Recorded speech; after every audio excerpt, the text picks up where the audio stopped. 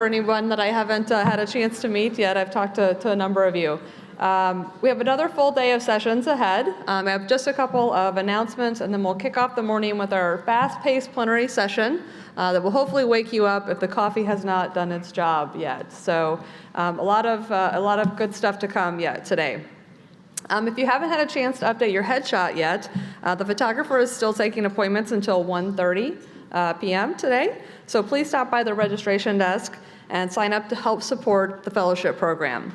He's taken a lot of great pictures so far, and if you did have your photo taken, we'll be sending you an email with a link to our Flickr site so you can retrieve that after the conference. And if you haven't yet visited our friends in the exhibitors marketplace, you still have a chance to do so during the next break or during lunch. We will be closing the exhibit hall after lunch today. And finally, I wanted to thank our sponsors again for their support. This meeting is possible because of their generous contribution. So we really appreciate their support, and we want you to help us thank them as well. So thank you, sponsors.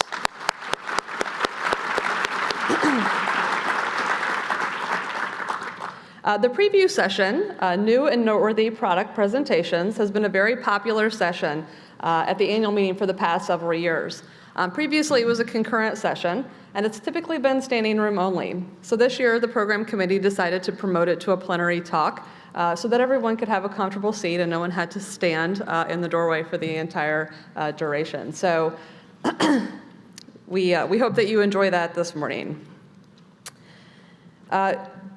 The organizer of the session, Dave Myers, has had his work cut out for him selecting presentations for this.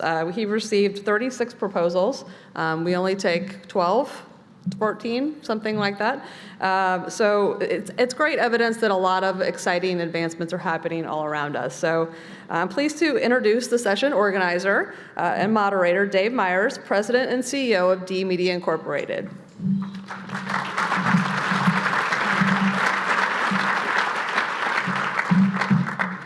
Good morning. Welcome to one of the seminal events of the 2017 SSP annual meeting, the 2017 preview session. Thank you again for coming. I know you all had a great Thursday evening, and some of you a little bit later than others, but I'm sure that making the effort to come and listen and learn will be well worth it. This session is really about innovation and disruption. The most successful organizations are no longer the ones that offer the best deals. They're the ones that champion the most original ideas and do things that other organizations can't and won't do. This is how great organizations go from ordinary to extraordinary.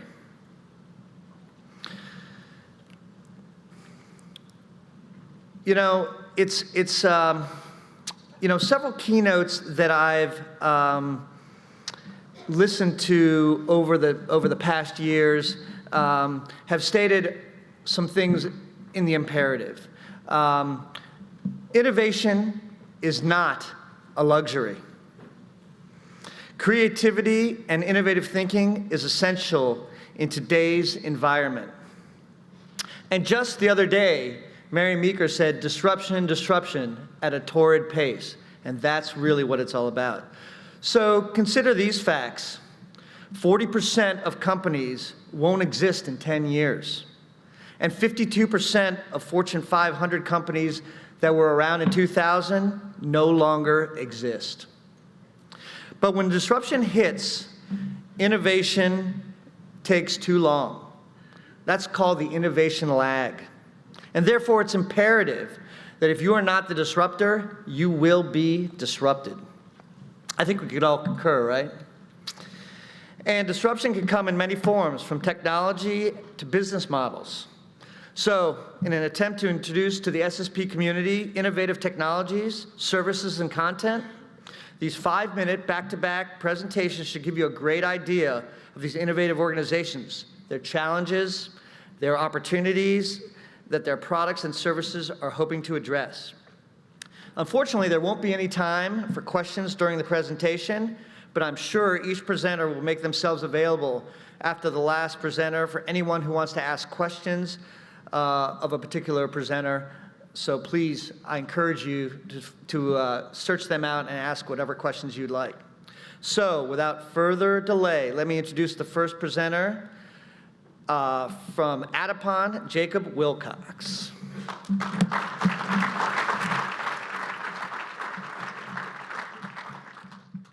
Hi, welcome. I'm Jacob from Adipon, and I'm here to talk about seamless authentication across publishers.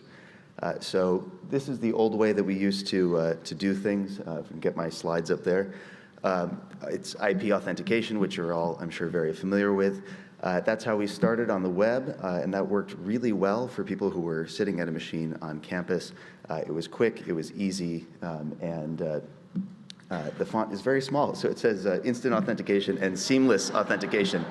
So a little more instant and seamless than I've got it written here. Okay, looks like we got some issues in transit, but that's okay. I can work with this. So IP authentication, it worked for a while, unless you were off campus. Then it was really, really difficult, unless you were Sci-Hub, in which case you compromised a machine, you got everything that you wanted. And it was also a very generic user experience. It was difficult for publishers to track people down one by one and personalize their experience. Then came Shibboleth, just a little bit of history here. That was a really good start. It helped us open the door a little bit towards identifying individuals, and then it was marginal improvements for off-campus access. So we're still using it today, but this is the next step. This is the shared WAIF cloud. WAIF is where are you from? It's Adipon's offering in support of the RA21 initiative, which is organized by STM and also NISO. I should have had them on the slide as well. So the idea is that users would authenticate once with one publisher, but then they're authenticated with all participating publishers, and they don't have to re-authenticate. And they're going to authenticate with their institutions, meaning that institutions don't need to change anything about how they do their work now. So quick demo. This was supposed to be live, but I am not going to jinx that. You can already see I'm having trouble with the slides, so let's use some screenshots. This is a publisher you may not have heard of yet. They're so advanced. This is Blue Publishing Company, and this is their homepage. And if you have a user who comes there, they'd like to read some John Steinbeck down there on the left. Usual process that we would see, it's going to route them over using Shibboleth to their institution's login page, where they would log in, and then they're returned to the home page. You'll see the institutional banner on the top left. We now know they're authenticated, and they can get behind paywall, which is what you're seeing there. So far, so good. Nothing extraordinary here. Where the shared WAIF cloud really comes in is, let's say, later that day, researcher comes back to their machine. Google Scholar refers them out to a different website. They now want to read content by Green Publishing Company. They are already logged in. They've never been to Green Publishing's website before. They don't have a registered account there, but they haven't even had to click anything in order to log in. And that's because both of these publishers are part of the shared WAIF cloud network, where they're actually reaching each other and figuring out who is authenticated where, and it's completely seamless for that user. So what are the benefits? I had a typo in here before. It said no privacy on the first row. That's supposed to say no piracy. And there's actually big improvements for privacy as well, because you know more about what's going where. And then this is really helping us improve the user experience in terms of personalization, because we know a lot more about who that user is. And I think all publishers need to do more in terms of personalizing the experience, whether or not you know anything in particular about the user or just a unique ID that you can track from one session to the next. That's not the point of this 5-minute talk right now, but it does enable that level of personalization. And then, of course, it's seamless authentication across publisher sites. So the critical part about this is I'm not just here promoting Adipon. This is Adipon's offering for all publishers. It is cross-publisher and also cross-platform. So regardless of what platform you're using or if you've built your own, you can participate in the shared WAIF cloud, and we would love to have you do so. Of course, there's network effects. The more publishers that participate, the stronger the experience will be for everybody, and the more valuable it'll be for all. So that's my call to action. Please come and talk with Adipon. Come find me. I'm happy to talk about this. We'd love to have a lot of participation when we launch the shared WAIF cloud later this year. Thank you very much.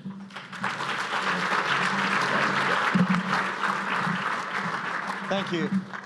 Our next presenter from Benchsci, Cassandra McGrew.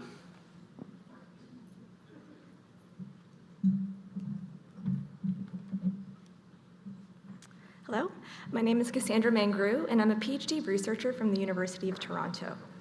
I'm here today to tell you from a scientist's perspective the problems that we have with finding scientific papers within the literature, and how Benchsci is the solution to that problem. So just waiting for my slides to come up here. So there is a common belief that scientists only consult the literature when they're trying to stay on top of their research, but that's not true.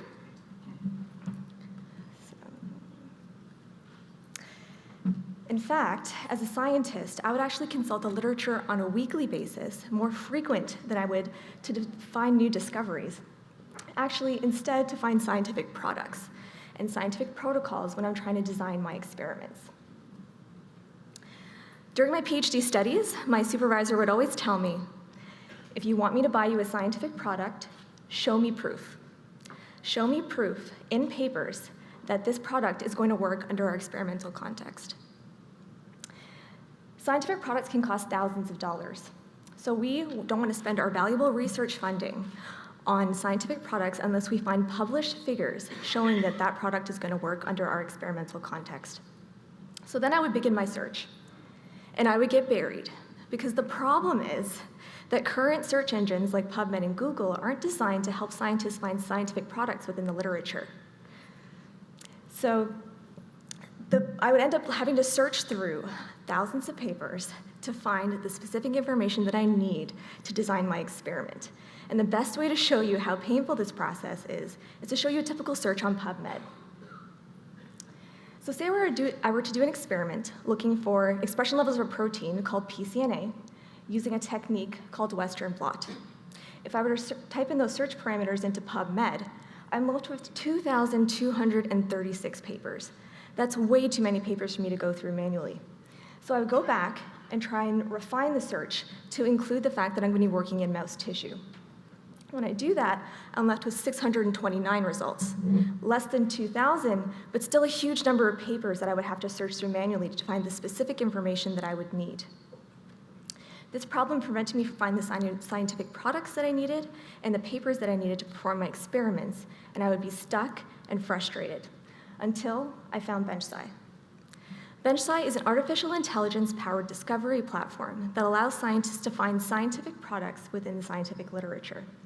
It does this by leveraging machine learning technology, which we trained to read papers like a scientist and pull out relevant information about the usage of scientific products from within those papers. This information can allow scientists to search the particular papers for the information they need to find the products they need for their experimental design. And now scientists can effortlessly and accurately find the papers they need when they're looking to design their experiments. So to show you what the same search would look like on Benchsci, I would go onto the site, type in the protein that I'm looking for, filter out the technique Western blot and the tissue mouse, and I'm left with these results. 6 figures from 6 papers that I know are going to be relevant to my search. That's a difference from the 2,000 results that I found on PubMed, and I'm only finding 6 relevant papers that I need on Benchsci. So as you can see, Benchsci is a very powerful tool that scientists can use when they're designing their experiments. Once scientists find the papers they need on Benchsci, they are redirected to the publisher site where they can purchase the full text to get more information. Benchsci was developed with the help of scientists from 10 universities and leading pharmaceutical companies across North America. Using our technology, we've indexed over 4 million open access papers from PubMed and 3.7 million scientific products. But that's not enough. We need your help to increase the closed access content on the platform. And I'm here today to tell you that Benchsci is a very powerful tool that scientists can use, and we're trying to create a community where scientists can go in order to find the papers that they need. So that's why Benchsci is offering a free indexing service for publishers in order to help connect scientists directly to your papers. So I invite you to come chat with us after these talks and hope that you can learn more about how we can accelerate science together.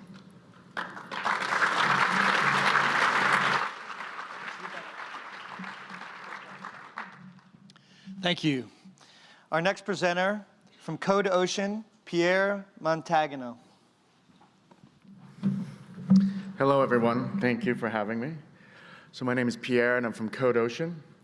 And today I'm going to be talking about my company. And I think a good way to start off is by talking about the CEO and the problems he encountered when he was doing his research. So there he is in that middle picture. His name is Simon Adar. And he's a spectral imaging engineer. And he was doing his research. They were developing algorithms to detect soil pollution from space. And they were going through the literature looking for other algorithms and other pieces of information that would help them in their research. And the issues that he had was that when he found a piece of literature that mentioned a code, a piece of software, a script, right? First challenge was actually to find the actual code. A lot of times it was mentioned in the research paper, but even, a lot of times there was no link to where it resided, right? And then after he actually found the code, he would have to try to get it up and running. And this posed all sorts of problems, right? He didn't maybe have the right computing language, didn't have the right hardware, didn't have the right operating system. And then once he actually got it and found it and got it on his machine with the right programming language, he spent months debugging the code to actually get it up and running.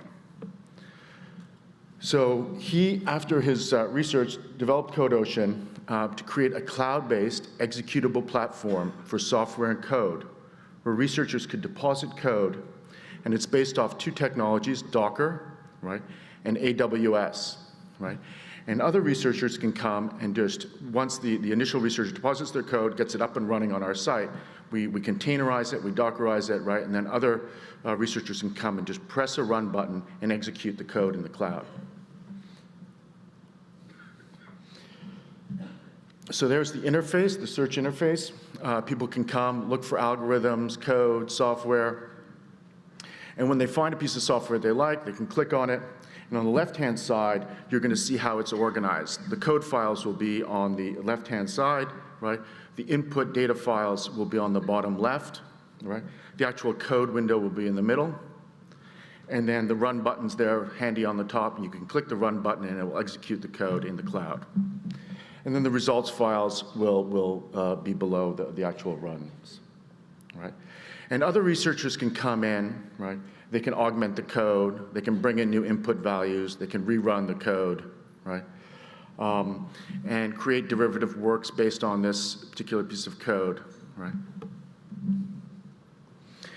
And that's what a results file looks like, right? So it's a reproducibility platform. Everything that needs to be, everything that's needed to reproduce the actual experiment is within the actual container. There are no other dependencies outside of the actual container, right? So it facilitates reproducibility and reuse of code, right? So this is the state of affairs now. This is the other problem that Simon Adar was trying to solve. The other piece of the puzzle is a lot of times what you have is the literature on one side, and then you have the code, usually sitting on GitHub, which is primarily where most of the code is residing right now, right? And he wanted to marry the literature and the code together. So we've created a widget, very similar to a YouTube widget, that can be placed either in the article page, in the metadata, in a particular tab, within the journal article page, right? So when a researcher is reading the actual article, they can get to this widget, and this is just an iframe widget that contains everything. It contains the code, input data, results files. Researchers can just click the run button and actually execute the code without ever leaving the article page. So we facilitate reproducibility, right? By having a widget, by having access to the actual code at the article page, right? We increase the impact, right? Now we mint a DOI around the compute capsule. We're calling this environment a compute capsule, so that now that the code and the algorithm can be cited, we facilitate reuse. Other researchers can duplicate the code, giving attribution back to the original researcher and create a derivative work, and allows us to move beyond the PDF. Would love to talk to you afterwards. Thank you very much. Thank you. Our next presenter, Jennifer Kemp from Crossref.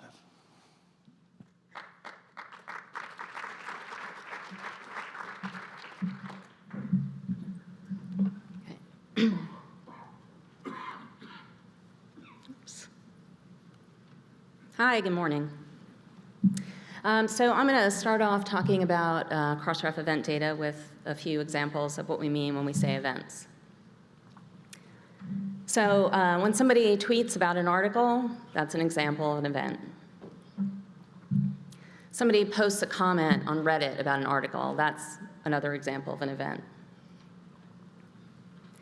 So we know, of course, that there's a lot of web activity that references scholarly content outside of the traditional formal literature.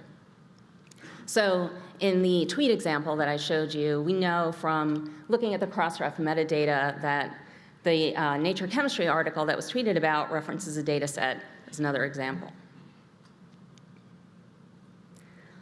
So it's these connections that are reported on by the Event Data Service. And the idea for this came to us from the community because, of course, there are individuals and organizations who collect this information themselves and thought it would be useful to have a centralized source for this information that could be used by the whole community. So we're working with a number of sources so far, including, of course, Crossref and DataCite. We collaborated on the technology together. We've got a few more sources coming along the way, but if you know of one that's not here that you think would be interesting, please do get in touch and let me know. So we've collected over 12 million events in just under 3 months. We are getting in the tens of thousands per day at this point, and of course we expect that'll increase as we add more sources. So a quick word on what we're not doing. This is a little bit cut off, sorry. So we're not introducing a new metric, we're not providing totals or scores or anything that would require Crossref to do any significant interpretation of the data. And we're leaving that up to the users. We're also not including an interface, that's where it's cut off at the bottom there. So it's really just open attention data. It's very important to us that it's open and transparent because there is a do-it-yourself nature to this service. So we know of some use cases. We talk to the community. We work with an external advisory board. So these are just a few examples. They're mostly mix and match. But it is early days for us yet. We just introduced beta last week.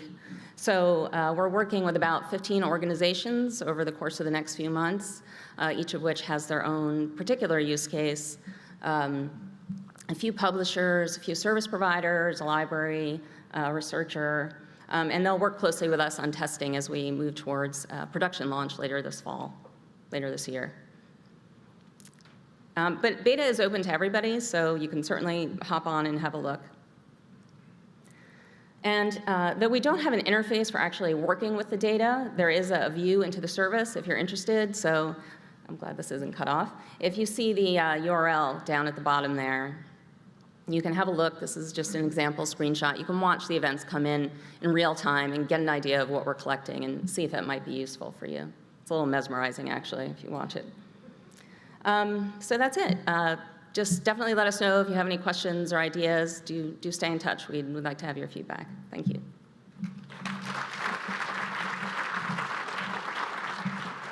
Thank you. Our next presenter from Hypothesis, Heather Staines.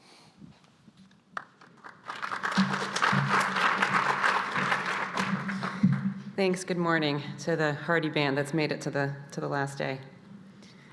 So what I want to tell you a little bit is about annotation and hypothesis and what we're doing in the space.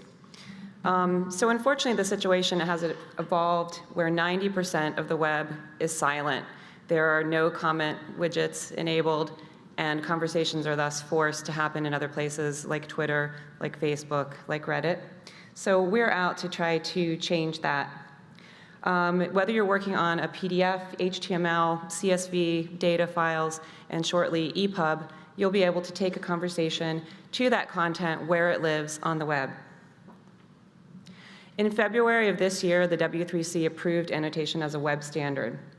What does that mean? In future, browsers will come with annotation enabled natively, making it easy for people to do on the web what they've long been doing in print. Hypothesis has been around for a few years. We are a not-for-profit, open source company that's been working with publishers, educators, journalists, and other researchers in order to make annotation possible across the web. We're a nonprofit, and we think this is very important because we're in it for the long haul. We believe the community should be in charge of the effort, and the conversation over the web should be driven by those members, and they should be in control of that. We recently passed in February 1 million annotations. You could see since February, the pace has picked up quite a bit. A number of these annotations are in the public layer that you can go on and see. A number of them happen privately, but the largest conversations are happening in smaller groups. So how is it being used in our space? I'm going to go through these kind of quickly because there are a lot of examples. In this case, as a post-publication discussion on a publisher site, a colleague makes a note on archive to direct readers of the archive version of the paper to subsequent publications that he's undertaken. An aspect of living research. Here, an author has gone on and annotated her own paper to direct readers to subsequent conversations. And you can see there's a nice lively back and forth between the participants there, right on the article itself. Recently, we're working more directly with publishers. Now that the eLife new website is up, shortly annotation will be coming to that page. And the way that we're working is to ensure that publishers can run their own annotation server, or we can run it on their behalf. You will be able to toggle between layers depending upon what you're doing in terms of annotation. And if you work at a private company, or you are a publisher whose a lot of content is being used and that needs to be commented on in a proprietary fashion within the company, corporations will be able to run their own annotation servers as well. We're working with a number of peer review integrations to kind of do inline comments. It can be used for single blind, double blind, or open peer review. And those conversations can be published with the article, making the annotation and the review part of the content itself, if you so choose. We're also working with the automated annotation of entities, so the BenchSci information was really exciting for me to hear. In this case, a number of neuroscientists use research reference IDs. Those are simply typed into the paper. If you enable SciBot, you can pull these annotations up. You can see them right across the paper. You can explore what other papers have used those RRID entities, and it can be used along with a lot of other standard identifiers to bring outside data to the paper itself. We're working with the Syracuse Qualitative Data Repository to work on what we're calling illuminated footnotes. So right across the content itself, you can see what the context was for that footnote. You can click through and get to the actual data or paper where that information is coming from, if it's open and available to you. There are a number of journal clubs who are using Hypothesis. A lot of member-based organizations think it would be wonderful to bring their own conversation layer in this regard to their members and to their readers. It's being used widely in the classroom for close reading and fact-checking assignments, which are ever so important these days. And it's being used by scientists to correct misinformation across the web, which is also critical for us. If you're looking at annotation, there's a number of questions you should ask. Is it open source, so you can be in control of your own data? Is it standards-based, so we'll be able to talk to other annotation services on the web? Does it work across all content and all browsers? And can you partner with that organization to bring annotation to a wider audience? Thank you.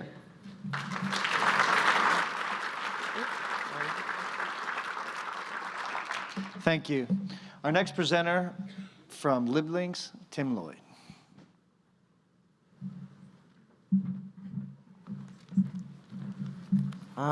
So in case none of you realize this, I was wondering why everyone was looking down there. That's where the screen is. Great. Okay, so I want to talk about identity today, and specifically, the question of whether you as publishers should be controlling your identity. And I want to start off by just distinguishing between identity management and access management, because the two often are referenced together. And a couple of the other presentations here are really more focused on the authentication piece. So access management is about understanding what authorizations processes are required before someone can access your resources or an account feature. It doesn't require you to know who they are or what their interests are. And that's been fine for a long time because the dominant method of institutional authentication has been IP ranges, and it's anonymous. Identity management is more about understanding your users' identities and their interests, and mining that for insights where you can add value to them. And the context for this presentation is really about thinking about a world where we're moving towards single sign-on as the predominant way that people access your resources. So what's the challenge? Publishing platforms typically bake in identity management. And this made sense in the early days when electronic publishing was pretty easy. You as publishers might have only had 1 or 2 platforms. The identity was a username or it was anonymous. It was really quite straightforward. And what's happened in the last decade is that electronic publishing's got a lot more complex for you. So you typically manage multiple products and services across multiple platforms. And that makes sense because when you're choosing a platform, you want to choose it to match the publishing opportunity you have. Not every platform, there's no one platform that can do everything, so you should expect to do that. But these platforms exist as disconnected silos when it comes to identity data. They're not consistent about the way they capture or manage that identity data. And they vary to the extent to which they make your user's identity available, open to you. Some make it openly available, some make it more difficult. And this is against a context where the user experience is getting more complex too, so users can authenticate in multiple ways. And the amount of information that's captured is no longer black and white, and there's shades of gray from being fully anonymous through to an anonymous ID that's unique, through to varying degrees of personal information. Users also have multiple identities. So it's not uncommon for you as a publisher to interact with a single person with 2 or 3 different identities. They might be a student, they might be a faculty member, they might be an alumnus, they might be a member of a society or an association, and they're an individual as well. But you're probably unaware because that information may again be separated across multiple different platforms. So the result is that you have these disconnected silos and your identity data isn't really giving you the value it should. And then this gets even more complex when you look at the context of how an organization interacts with users outside of publishing. And so we see the same problems to varying degrees across other areas, whether it's conferences and events, community outreach, membership.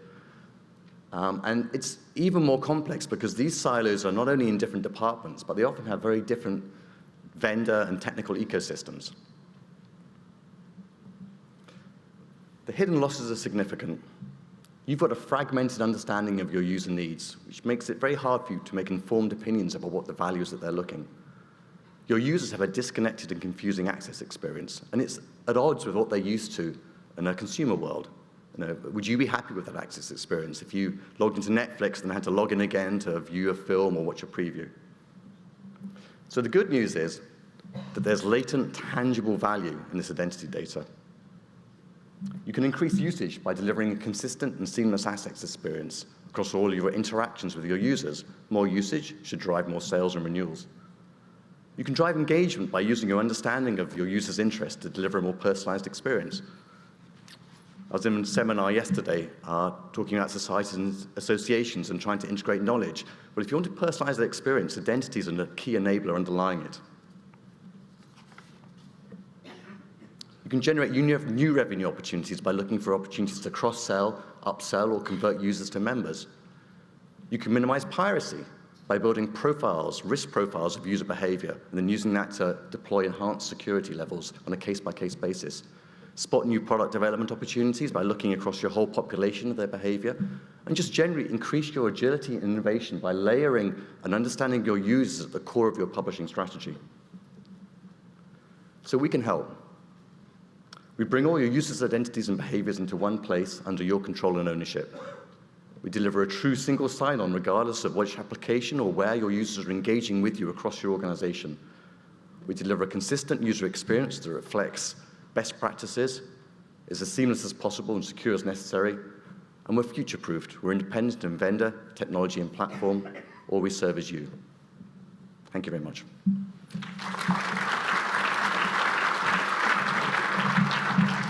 Thank you. Our next presenter, Michelle Hache from NEJM Group.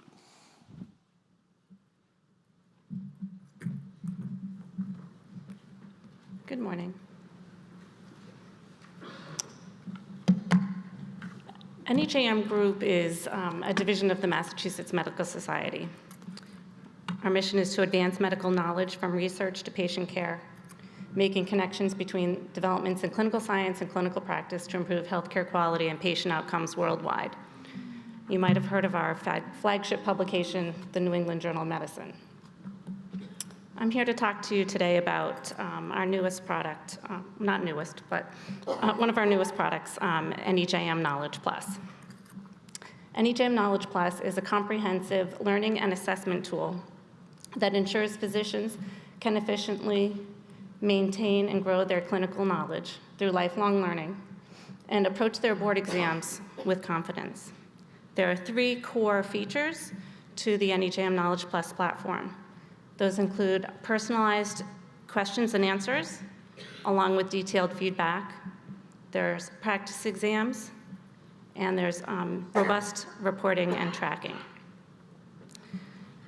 The comprehensive question banks consist of over 1,500 question sets, actually, 1,500 learning objectives, and each question set for each learning objective has 3 different types of questions.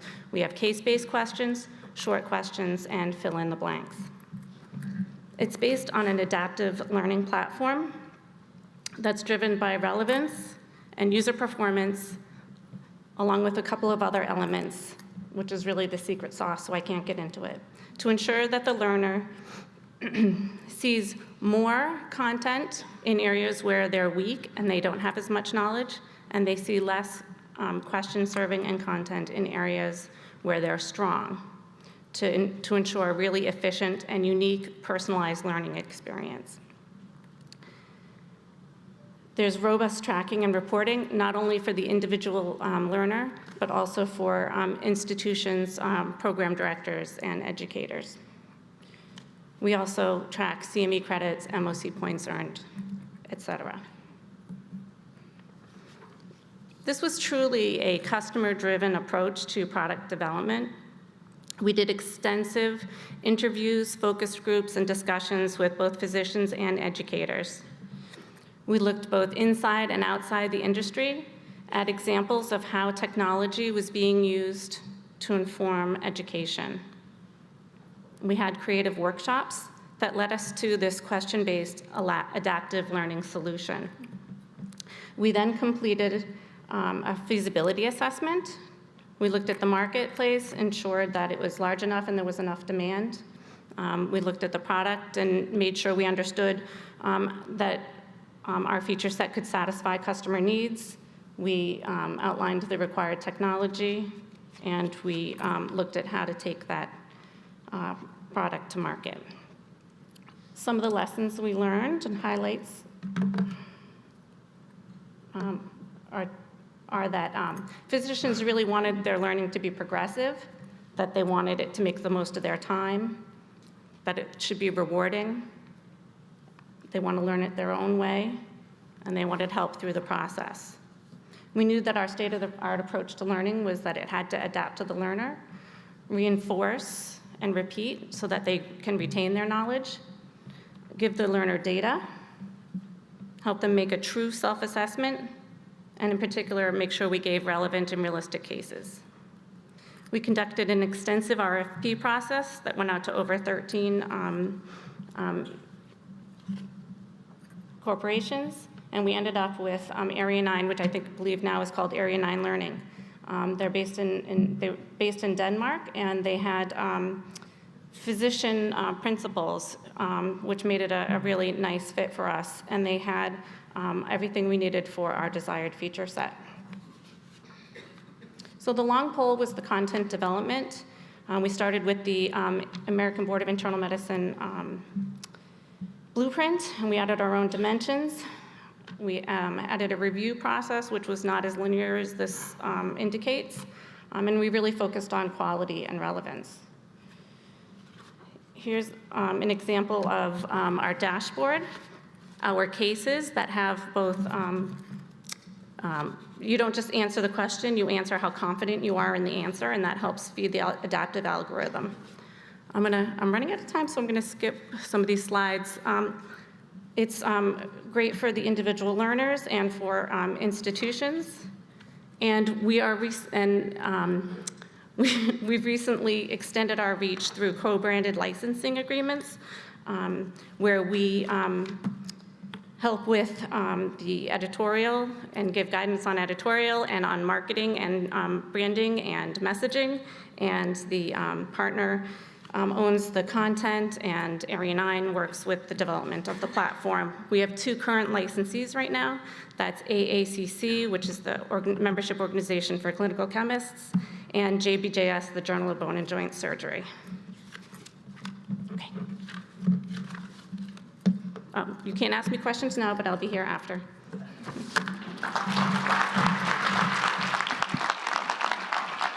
Thank you. Our next presenter from PSI, Ian Hames.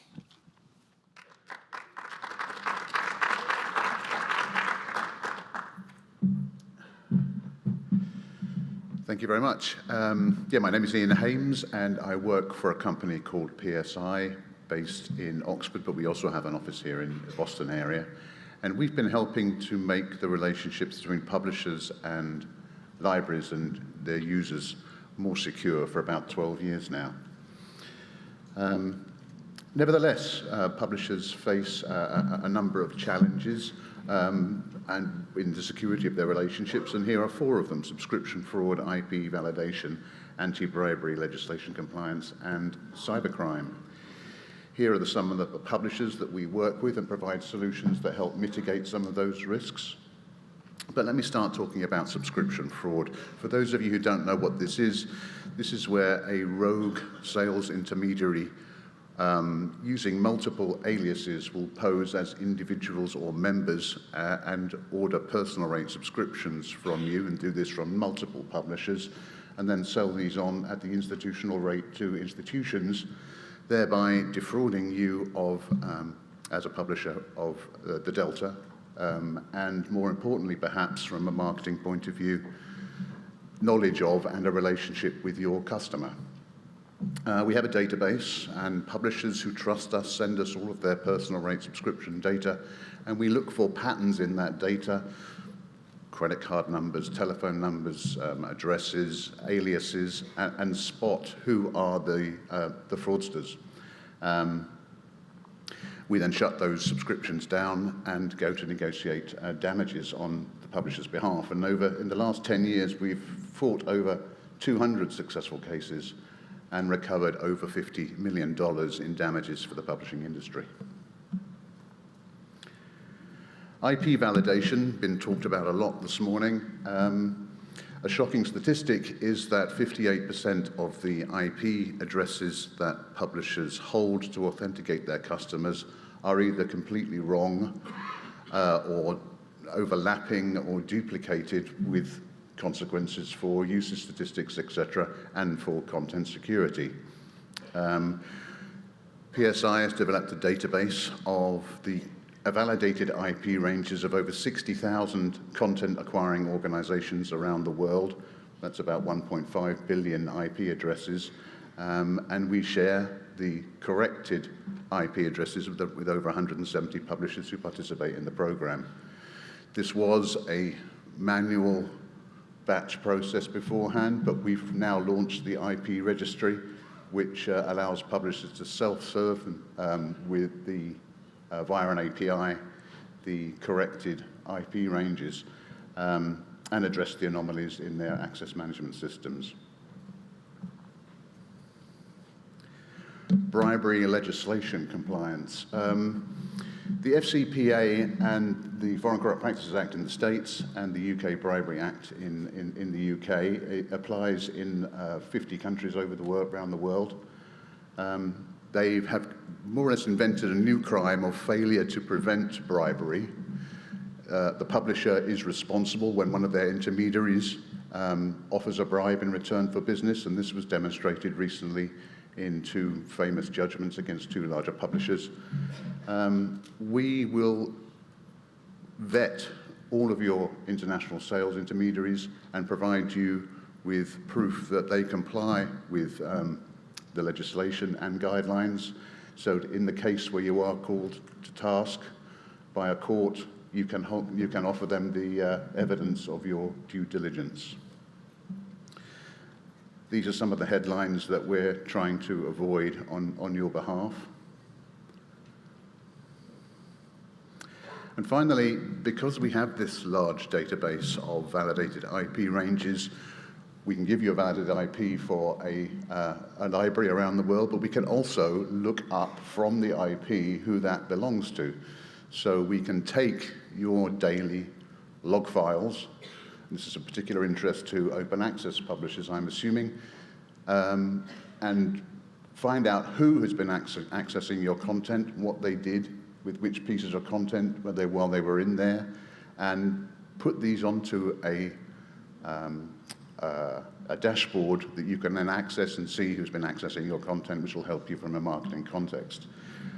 It will also enable you to block those IPs that have been malicious incursions into your content. Oh, he's coming. Right, my last slide, perfect timing. Thank you very much indeed. Come and speak to me. Thanks, Ian. Our next presenter needs no introduction. Kent Anderson from Redland. Good morning, everyone. I'm here to wake you up, both physically and strategically.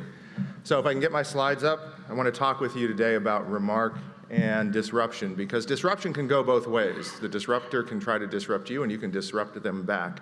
Some of the biggest disruptors are some of the best funded. You heard recently, earlier this year, that ResearchGate got more than $50 million in funding, and they are recruiting your users to deposit content in their interaction environment in order to support their business model. And we think it's time to stem the tide. Yesterday, Melinda Kenaway showed a slide that said that 2/3 of your users are comfortable go to those sites to download content. You actually have the content already. You have the relationships with the users. The problem is you don't have those interaction tools.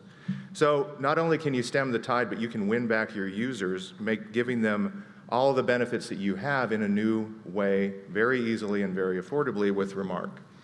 So Remark flips the script on ResearchGate academia by decentralizing the scholarly collaboration network and making it yours again. By decentralizing it, we also can make it so that it unifies the environment with a common interface, hosted in the cloud, that all the upgrades go across, all the participating publishers, all the enhancements go across, the knowledge goes across, common profiles, across disciplines, across publishers. If you're multi-platformed, it can work across all your platforms, it can work across your portfolio, unify your portfolio. And it aligns publishers, editors, authors, and readers with tools that they all find valuable in a nice, subtle, well-designed, smooth interface. So we launched this about 2 weeks ago. I'll take you through some screenshots quickly and show you just how nicely it works. So this is on a journal at Canadian Science Publishing. You can see, I hope, I can't, so we're going to go for a dot here. You can see where the interface shows up. You see a status bar here, the Q down in the bottom right, and that's pretty much it until you start doing things, and then the interface shows up when you start to do some things. So you can see how many comments there are on it, if there were notes, if you had annotated it. And our annotations are very fault tolerant and very built for the scholarly publishing world. So they are always on the current version. So you can have an annotation go from the first version, maybe a pre-publication or author manuscript, all the way through the production version. They follow that through. So they're very fault tolerant. They also you can annotate the PDF, it goes into the HTML. You can annotate the HTML, it goes into the PDF. Both comments and, oopsie, too many buttons. You can comment on the article at the main level, or you can highlight any text to comment or annotate. You can share with what we call the circulate button. We think circulate's a better word for sharing in this environment because you're circulating articles. It also has a social component. You're circulating at a party. So you want to download the PDF, and you'll notice a little bit of interface magic. You can download the annotated PDF or the original PDF. Now again, the publisher didn't have to change anything in the design of the site to adopt this. To simply inject a single line of JavaScript and you answer about 5 questions, and then we put it out on your site. And all these things just appear naturally. Highlighting an annotation, you have notes which are private, comments which are public, and then later we'll be enabling a post-publication review feature that will allow at the journal level editors to put in their own template or checklist for post-publication review, so you have structured post-publication reviews that are non-anonymous and structured how the editor likes it. We have a knowledge graph working behind the scenes, so all comments can only be made by people who our knowledge graph knows have qualifications in the field that that journal it publishes in. If it doesn't, it has a nice soft fail for them. We say very politely, thank you, your comment has been stored and is now visible to you only. If you would like it to be made public, you have to apply for qualifications in this field. We've had about 200 users register in about 10 days, because one of the other nice things about this is it's ambient, so people are using it naturally. We've only had 2 people who our knowledge graph hasn't caught. One was qualified, one was not. We use this knowledge graph to create larger profiles. These will roll out next month. We'll all look as good as Julia Roberts, but you can connect with other users, follow articles, get an article feed, data on your articles, your social media uptake, and a virtual homepage. Polling will be available in the fall, so editors can put polls on the site. Multiple layers of interaction, private, semi-public, and public. This is how interaction works, engagement works. And you probably saw we were praised in Outsell for, oh wait, I'm over, awesome. Okay, I got more time than I needed, thank you. Thanks, Kent. Our next presenter from Scope, Richard Coble.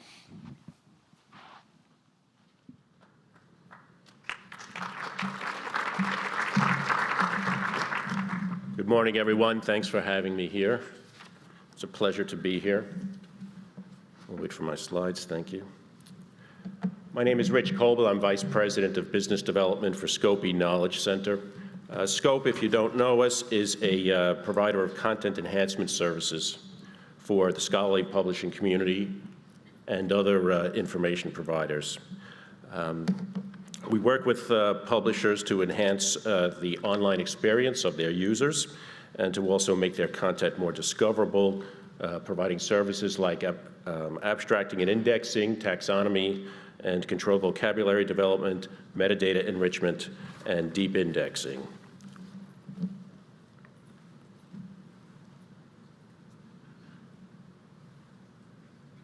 Excuse me.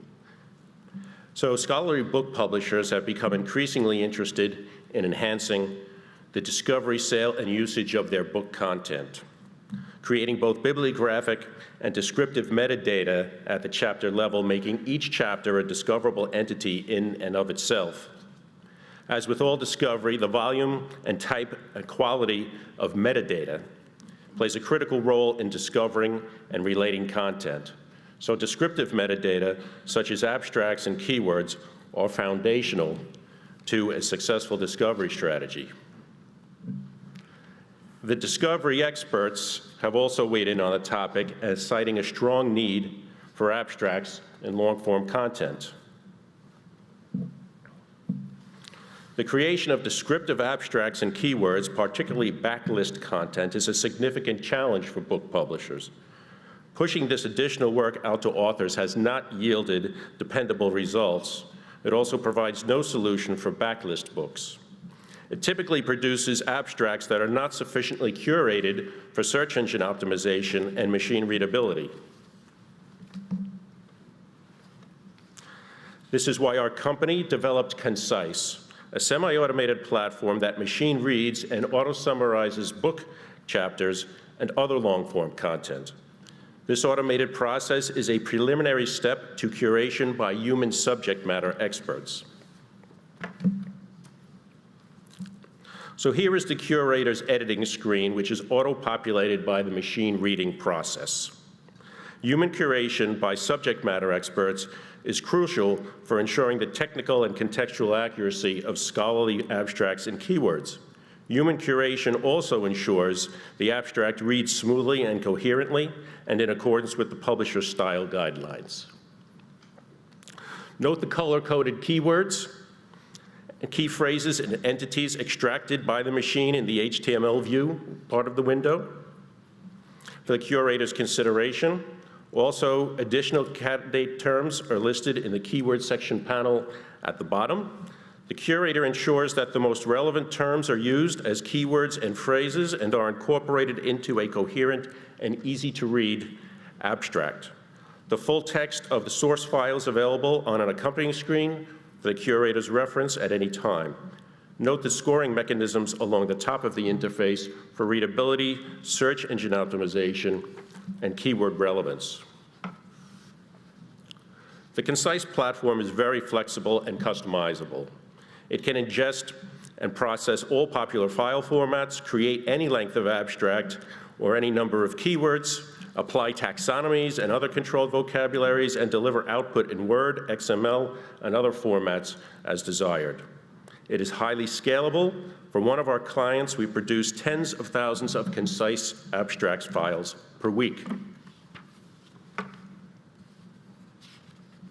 Here is how the deliverable is rendered in one of our clients' platforms, including the keywords abstract and controlled vocabulary terms. Chapter-level metadata drives discovery of book content. This client saw a marked increase in usage when taking this approach.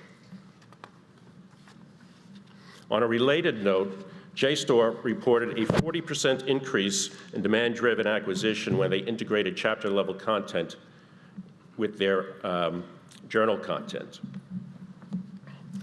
So Concise has a lot of benefits for the scholarly publishing community. It facilitates better precision in search results, improved navigation and user experience, easier access to relevant content, improved citations and author recognition, a predictable workflow of abstracts and keywords, and more. And as an added benefit, librarians appreciate the added metadata as well. Thank you very much.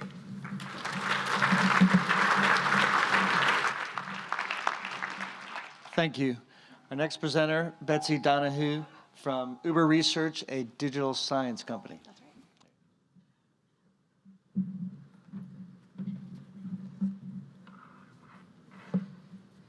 So hello, my name is Betsy Donahue. I'm Vice President of Publisher Business Development at Digital Science. Thank you very much for the opportunity to present here today for precisely 5 minutes on dimensions for publishers.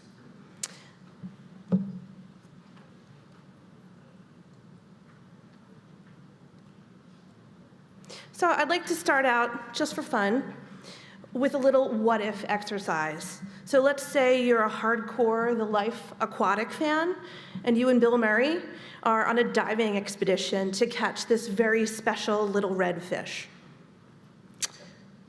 So you're very excited to find it. You're on your first dive, and because it is so rare, and it is so close, just actually out of reach, you get your net out, you're getting ready to catch it, but then comes along this bigger yellow fish, clearly with his own plans for the redfish. So what could you do? What would you do? But wait, you were so excited about spotting that little red fish that you unfortunately failed to see the whole picture. So does this change things for you? What will you do differently? Anything? Okay, what about now? So the point I'm trying to illustrate is this. When you only see part of the picture, you can easily get things wrong. You can make some incorrect assumptions and then possibly regrettable decisions based on those assumptions.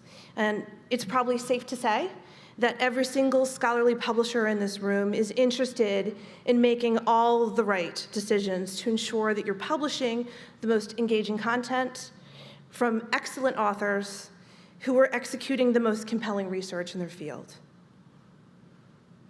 But how can you find rising stars in emerging new fields, or identify the best subjects for your new journal, or maybe when to possibly kill a journal?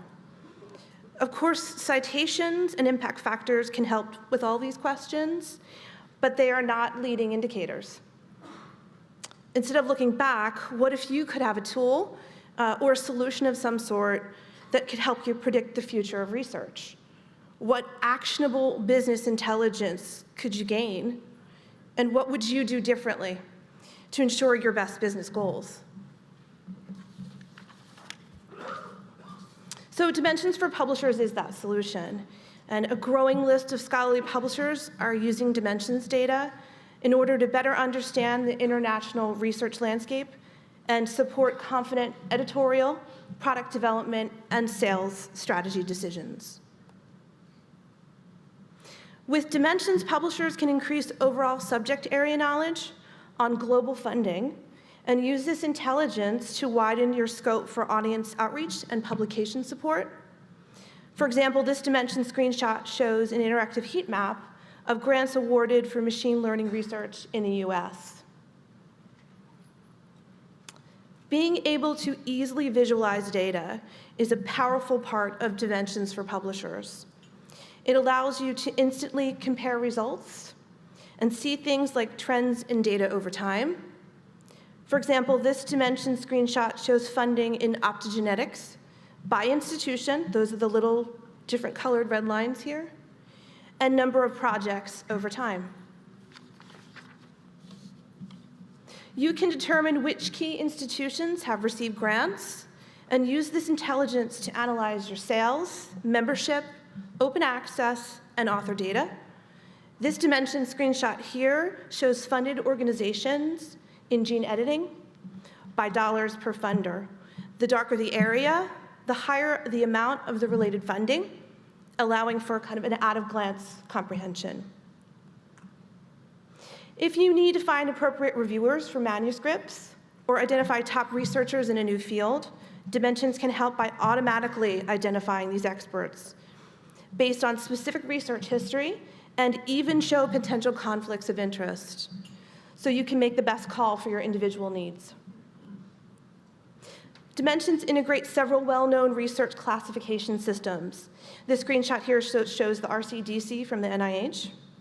All categories can be used throughout the database, allowing publishers to find and compare international funding according to your own criteria, perform competitive analyses, and report the findings reliably and consistently. So in closing, Dimensions for Publishers provides in one place all the global grant data publishers have been missing to support editorial, product development, and sales strategy decisions.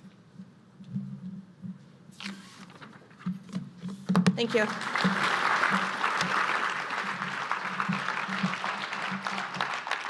Thank you. Our next presenter, Eric Van Ryn from the University of California Press. Good morning, everyone, and thank you. My name is Eric Van Ryn from the University of California Press. I'm here to talk to you about Editoria, which is a web-based open source book production system. Editoria is, as I mentioned, it's completely web-based, it's completely open source, and it's geared towards book production. And it was inspired by the launch of the press's open access book publishing program, Luminos, which we launched a couple of years ago. We've published about 30 titles in that program so far, and we are planning to publish another 35 in the coming year. The goals for that program and some of the things that we helped the Editoria would help us facilitate were simplifying and reducing the cost of the book production process, increasing the speed to market for these titles, and also moving into a more web-based, fully digital workflow for all of these titles. So effectively what we tried to do in the development of Editoria is move book production to the web. So it's a workflow management tool. It starts by ingesting usually a Microsoft Word file, which is generally what our authors are providing us with, and then loading it into a browser-based workflow and editing environment to manage the entire process from transmittal all the way through to the output of final files. So we handle in that system the structuring and styling of the manuscript, copy editing, author review, and queries and output to final files, typeset PDFs, EPUB files, and for more heavily designed titles that need to go into InDesign, you can import or export an ICML file also. Editoria is a partnership. It's a partnership between the University of California Press and the California Digital Library, a university press and a library publishing unit. It's funded very generously by the Andrew W. Mellon Foundation. And it's a collaboration with the Collaborative Knowledge Foundation, who have been on the program here during this conference, who are providing the back-end technology resources to develop the system. The system that we're using to develop the platform is called PubSuite, and PubSuite is really a framework. It's a modular framework that can be used to build a variety of platforms and applications that support the publishing and knowledge production process.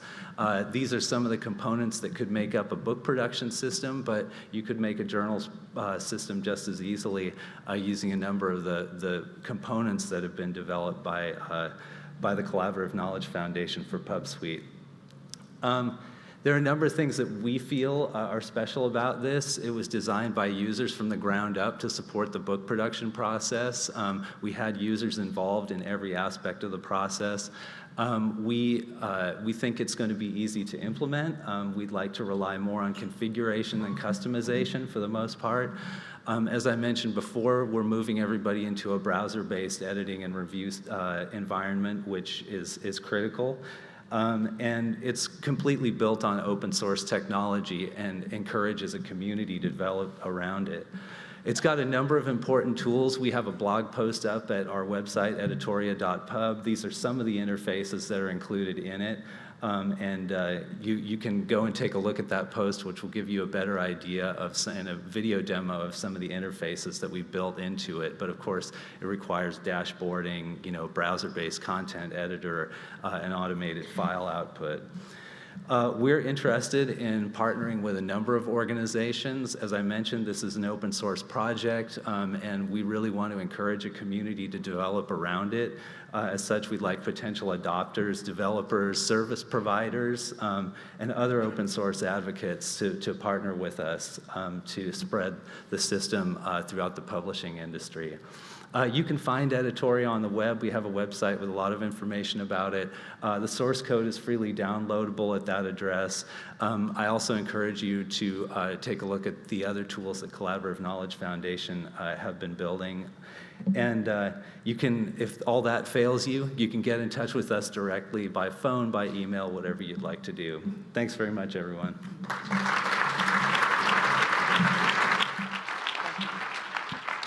Thank you. From the University of Michigan Press, Charles Watkinson. So I'm Charles Watkinson from Michigan Publishing, the parent of the University of Michigan Press. And I'm here to present a new publishing platform for media-rich digital scholarship in the humanities and social sciences called Fulcrum. Michigan Publishing is a division of University of Michigan Library, and one of the things that I'd like to emphasize is that this is a publishing platform built on library infrastructure, which makes it distinctive. The University of Michigan Press's publishing program focuses on areas such as performing arts and classical studies, which are rich in images, audio, GIS, 3D models. We're developing Fulcrum with support from the Andrew W. Mellon Foundation and in partnership with other library-based and library-affiliated presses, Indiana, Minnesota, Northwestern, Penn State among them. So our problem is that when our acquisitions editors go out, they find that our authors increasingly want to present multimedia and software objects alongside their narratives, and not as supplementary materials, but as in ways that are integral to the scholarly argument. The problem we have is that the traditional container of the book forces these authors to flatten their presentations to fit between the covers of what is essentially a print facsimile ebook. As publishers, we need to help them go beyond the book. So we need a solution that's scalable. We can't build custom websites for each author. But what our authors say is they want a solution that is flexible, durable, and discoverable. Flexible to accommodate and play different file types, durable to preserve both the content and the technology that plays it for the long term, and discoverable so that these new form multimodal digital works get the same recognition as books. And flexibility, durability, and discoverability are the design principles that shape Fulcrum. So here's a screenshot from a companion website hosted by Fulcrum. To ensure flexibility, we're developing within the Hydra, now known as the Samvera open source software community, using software components developed by large research universities such as Stanford, Columbia, Virginia, Yale, and Cornell. And the image viewer here is an example. To ensure durability, objects on Fulcrum are hosted on research library infrastructure and then preserved through a distributed research university network. And we make sure that all the technical specifications are captured in a very rich recording of metadata around each object. And then finally, we're using our relationships as a publisher with supply chain partners to ensure that each digital object we allocate a stable URL to benefits from the same discoverability as a book or journal article, and that usage information is tracked. And you can see one of the handles highlighted here. So initially, our focus has been on presenting integrated companion websites. Here's an example of video from a Northwestern University Press book, audio and video from an Indiana University Press companion website. But we're now moving on to presenting full publications, not just the companion materials, with texts and associated materials presented on the same digital platform. And this example from University of Michigan Press shows a 3D model, a database, and textual narrative presented all together. We're developing a hosted version of Fulcrum with assistance from the Library Consortium and Digital Incubator Lyrasis, and this will launch in 2019. And we're looking for publishers who share our values to be development partners. This is also an open source project, and you can find the code on GitHub. So please do contact me or technical lead Jeremy Morse. We're both here at this conference. Sign up for our newsletter or follow us on Twitter, and thank you for your attention.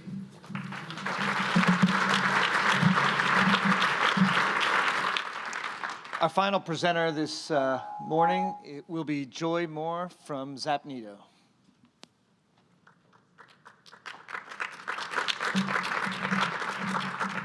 All right, we made it to Z. There's more than 5 minutes left. Do I get to take up the rest of the time? Thank you all, and thank you for the opportunity to be here. I'm Joy Moore, and I'm here today on behalf of Zapnedo. I'm an advisor to Zapnedo in the capacity of STM and the US market.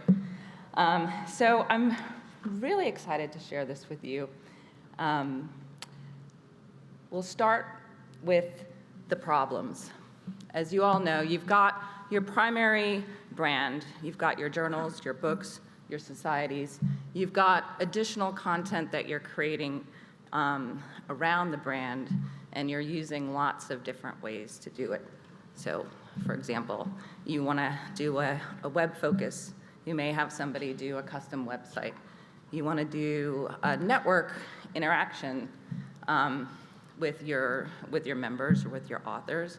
So where do you go? You can use LinkedIn, you can use Facebook, and the more that you try to enhance the richness around your brand with different ways of communicating and bringing different content together, the more fragmented you're getting using lots and lots of different platforms and spending lots of money in doing custom development or managing all these different things.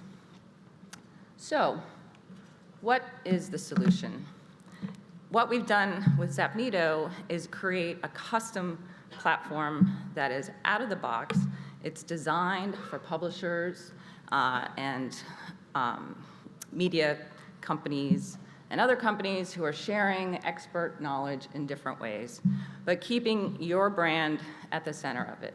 It's white label. It contains lots of components that you can assemble together, and you can really start to do some interesting things without juggling all the different platforms and applications, without spending lots and lots of money and time juggling them all. So we've got two products, complementary. Well, they will complement you, but they are complementary. We've got knowledge networks, and we've got what we call knowledge feeds. So a knowledge network is the full-service, out-of-the-box model where you can spin up a site, you can add your content, you can engage your users. It can be private, it can be public, it can be curated, and it can be integrated. It's completely white label, and it's no development requirement on the side of you, and it doesn't take very long, and that's what's really exciting. It only takes a couple of weeks, and our staff can guide you through it, and you're off and running.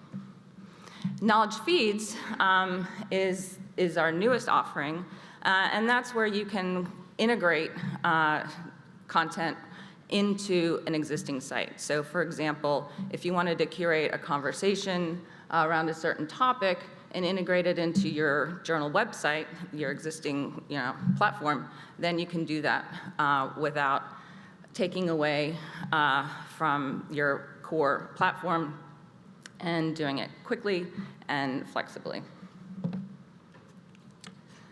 So here's some examples, and I was just sitting there thinking, looking across the table at Kent, and I think it was about 12 years ago that he and I were on a SSP innovations panel, and I was promoting the Nature Network, which was an exciting new way to engage users and share content and add a social component to your website. And I think Kent was doing a similar user engagement innovation at the New England Journal of Medicine. And just thinking back, it's that long ago, and how long those products took to develop, the planning, the design, and then the overall investment. And I don't know if either of those are still around today. And so what I really what I really like about this platform, and which is why I'm working with them, is that it's very, very simple, and it's based on learning from over the years of what the challenges publishers are facing, where the community is going, and what we need to do to help support the ability to expand your knowledge framework quickly and cost effectively. And so some examples here, we're working with a number of STM publishers, but we're also working with some media companies, and they're using the platform in different ways for creating expert communities all the way through to learning. And here's an example of the knowledge feeds. Again, this is where we can embed this content into your existing platform. Our largest client is Springer Nature.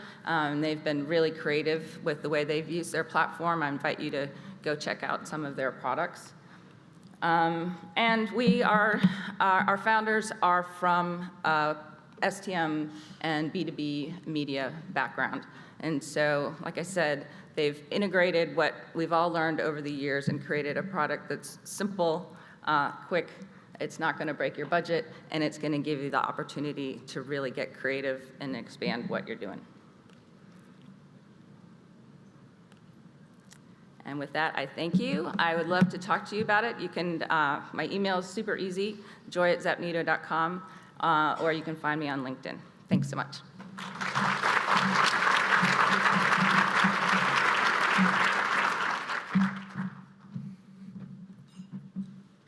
Well, thank you.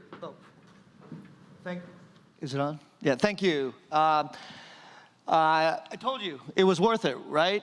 There was some great presentations. Let's start off by thanking all the presenters one more time.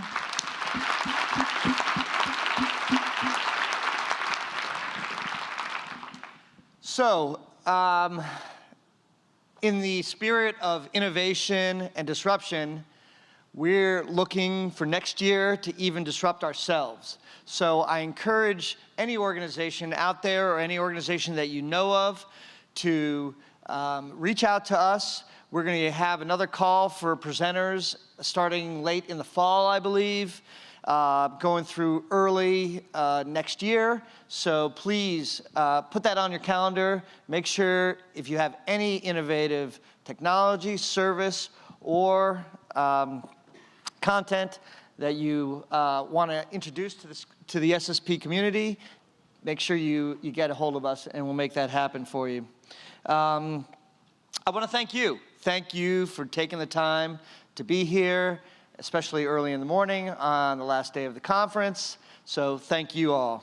And as I mentioned, all the presenters should be around for hopefully a little while up here up front or at the break.